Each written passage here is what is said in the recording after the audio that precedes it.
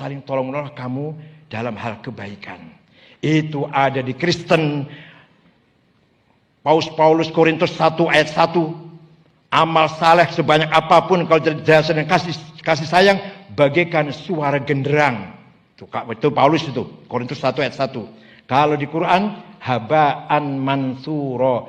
Kita hidup kalau tanpa kasih sayang bagaikan debu yang berterbangan, tidak punya nilai. Sama. Kristen, Quran sama. Anunya sama. Kitab sucinya tuh nilainya sama. Manusianya yang enggak sama kadang-kadang. Sama. Kristen, Quran sama. Anunya sama. Kitab sucinya tuh nilainya sama. Manusianya yang enggak sama kadang-kadang. Kristen, Quran sama. Anunya sama. Kitab sucinya tuh nilainya sama.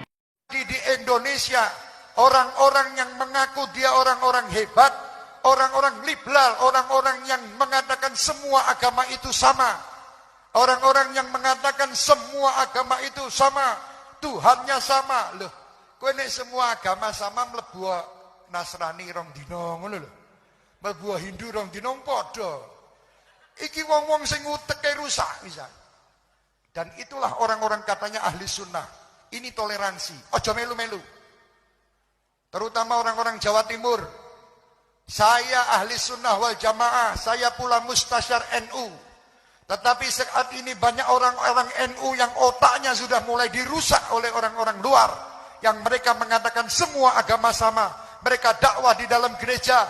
Bukan dakwah, mereka justru menghina agama Islam di depan orang-orang kafir. Hati-hati. Ini mulai banyak orang-orang yang mengaku NU tapi rusak. Tapi yang paling membahayakan justru munculnya kaum munafikin. Ini yang harus dicermati. Orang yang mengaku dirinya Islam akan tapi ternyata dia bukan membela umat Islam, tapi justru membela orang yang menodai Islam. Ini problem besar. Kalau memang harus diberesi ya orang-orang seperti itu yang diberesi. Cuman repot. Nabi pun waktu itu susah memberesi. Kalau dibunuh, orang lain mengatakan orang Islam bunuh orang Islam kan? Inilah penyakit orang-orang munafik. Kelihatannya dia pakai baju kita, kopiah kita, sorban kita, masuk di ormas kita, mungkin jadi pengurus-pengurus besar di ormas kita, atau ketua-ketua kelompok kita. Akan tapi ternyata dia lebih asyik dengan orang di luar Islam. Maka ini yang membahayakan. Yang dikatakan Nabi kaum munafikin. Lebih bahaya daripada itu orang-orang di luar Islam itu sendiri. Kalau orang yang mengatakan, Masya Allah, semua agama itu sama. Kata Nabi, jangankan Anda yang kaget yang mendengar. Orang jahiliyah kalau dengar itu bisa ikutan kaget. Jadi masalah tuh ya.